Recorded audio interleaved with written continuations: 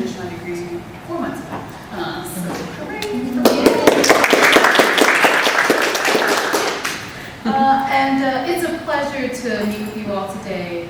I wanted to introduce myself, but also talk a little bit about student affairs and a couple of things that are happening this year based on some of the work that we're doing. So I am the Senior Vice Provost for Student Affairs and Dean of Students, which includes a variety of offices, like the ones that are in the, what I'm calling the honeycomb here. And we also, through Student Affairs, focus on 4 focus areas. That includes involvement, advocacy, well-being, and now integrity. The first 3 are pretty, folks generally understand what those first 3 ones are. What the heck is integrity? So from our perspective, integrity includes a focus on holding individuals accountable, but also considering the opportunity for individuals to hold themselves accountable. So there's a focus on being better together on our campus. And so you'll see some more around integrity in the future, mostly focused on the academic side of integrity, but you'll see some more on just general student behavior, how we work with each other, how we communicate with each other, some things around free speech and deliberative dialogue in the future too. So that is a growing focus area for us that is connected with the other 3 that are part of our Student Affairs division.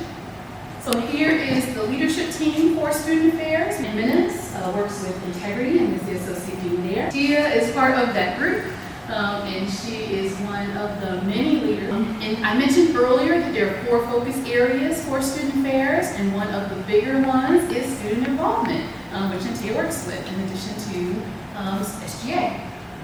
So many of the things that come to mind when we work on the involvement perspective is student organizations, fraternity and sorority life, traditions on our campus, and we're about to do an article tomorrow about traditions, signature events that also include things like Roadrunner Days, Best Fest that's coming up really soon, the rest of homecoming, Days of Service, and Dia and Los Maria, which is a spring event that's very big and a tradition for our campus.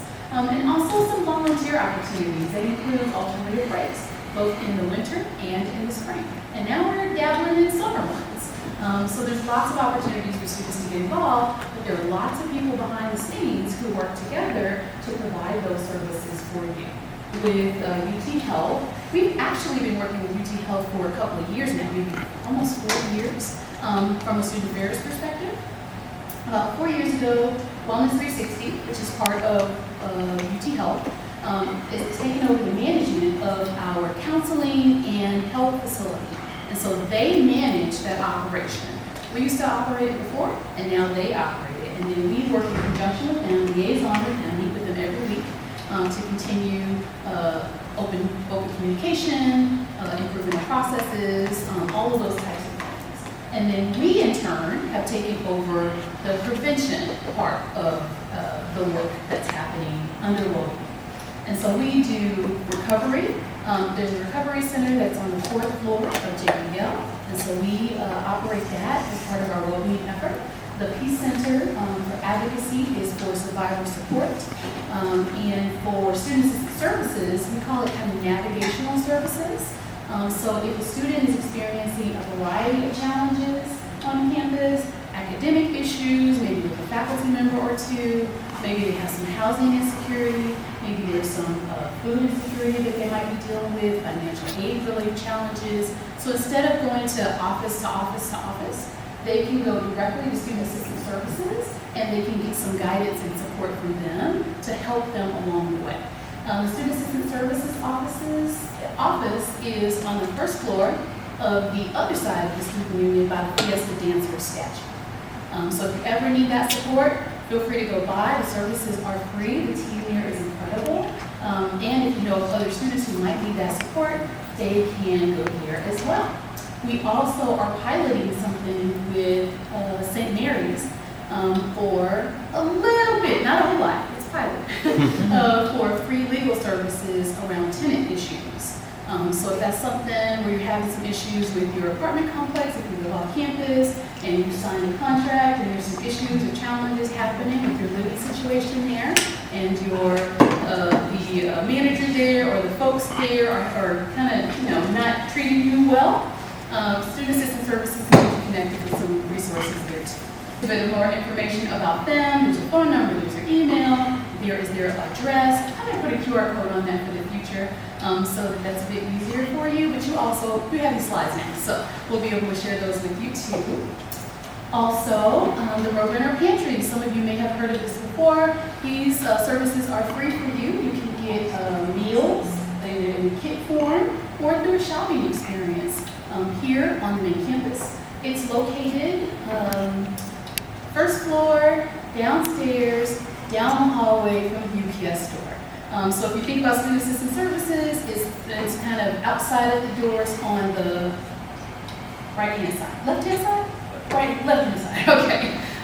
So that's available too. Their hours are Monday through Thursday, 10 to 2. And if you need additional assistance, you can just reach out to them. In fact, the manager for the Roadrunner Pantry is in the Student Assistance Services office as well. There is a free counseling app that's available for you 24 hours a day, 7 days a week. It provides both. In the past, when students wanted counseling and timely care wasn't available, this was our backup. But I would also say this is perfectly fine to use now. If you're in the moment where there's a crisis situation, most people use this for other people. So you're welcome to use this third resource that's available to you too. Students can use it a little too involved.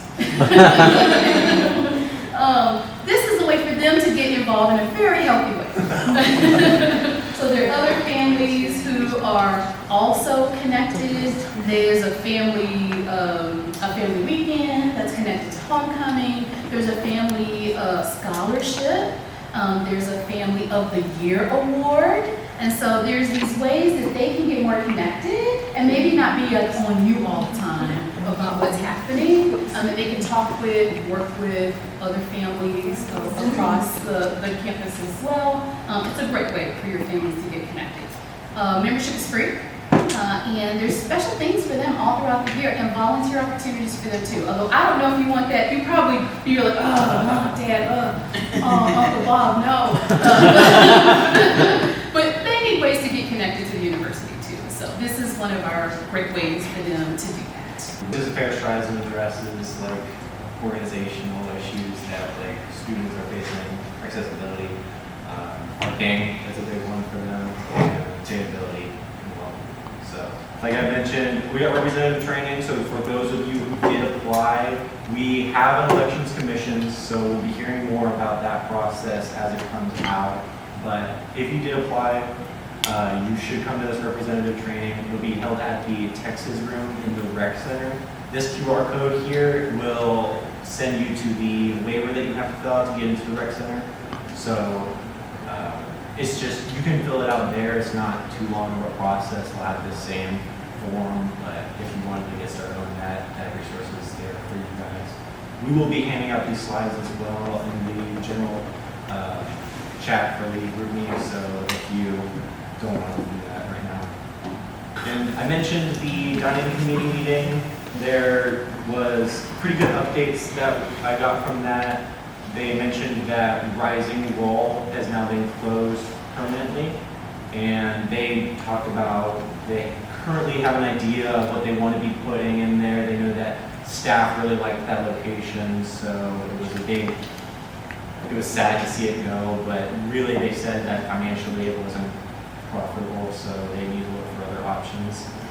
But they do believe that the students and staff equally will like the replacement.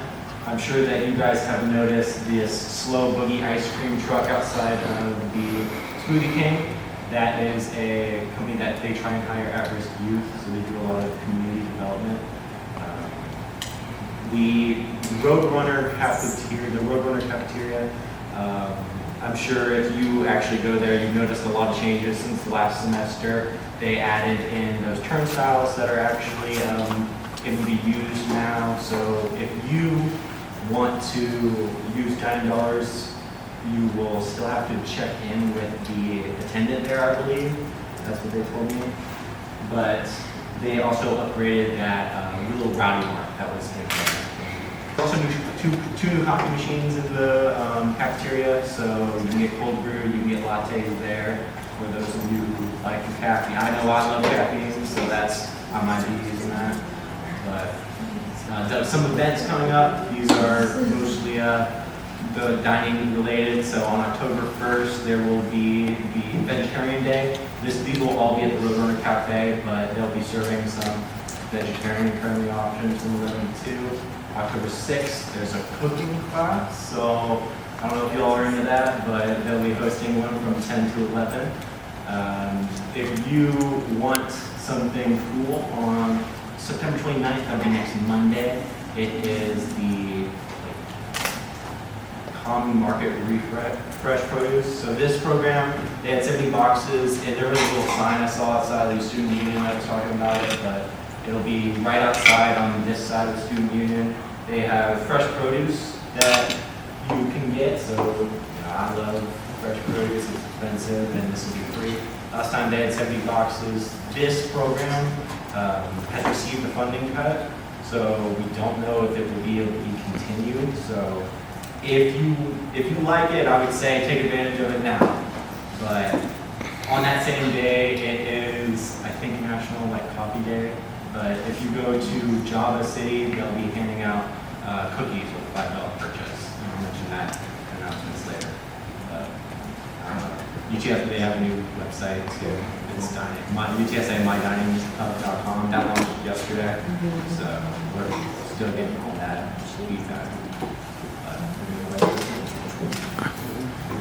Hi, so if y'all want to put in your calendars, October 29th, we're having trick or treat on the Paisano. It's a joint event between Voices, Roadrunner Productions, Others Alliance, and Student Government. There's going to be activities in all the storefronts. Second thing today, earlier, I had the Student Advisory Board meeting at the University Career Center that's right across from the Student Union on the second floor. And they're the ones that have the Iris photo shoot booth.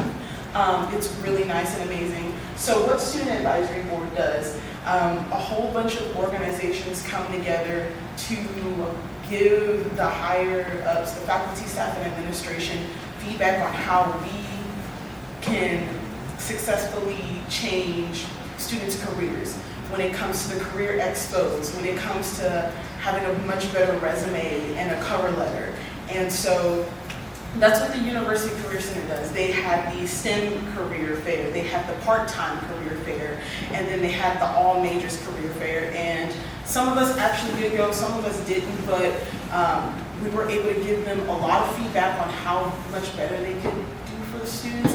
Some students said they had a great time. Some students said that, thank you for actually bringing people who need, people like employees, people who actually need to hire.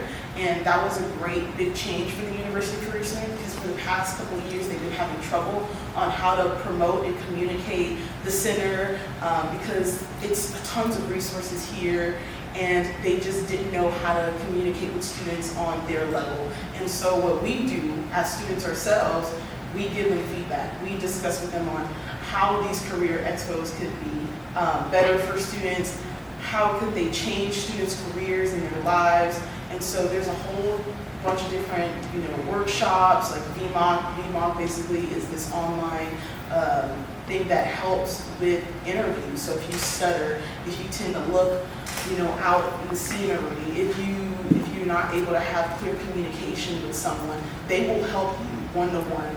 They also have appointments as well, and they change their website, by the way, so you're able to see all of these different resources that they have. And it's much easier for a student to get on there. So that's what I wanted to discuss. Thank you guys. As well as Hispanic Heritage Month celebration, we will have Spirit Week. Those are the following Spirit Days. So we hope to see you all join us. Okay, come out with your school spirit. Show all the things. 2 to 3 and take a picture with you. But this is also in front of our office, which is downstairs on the Paseo. It'll be that first office that you see right near Communication. So, And that is it, y'all. Here's that QR code that was at the beginning. If you missed it,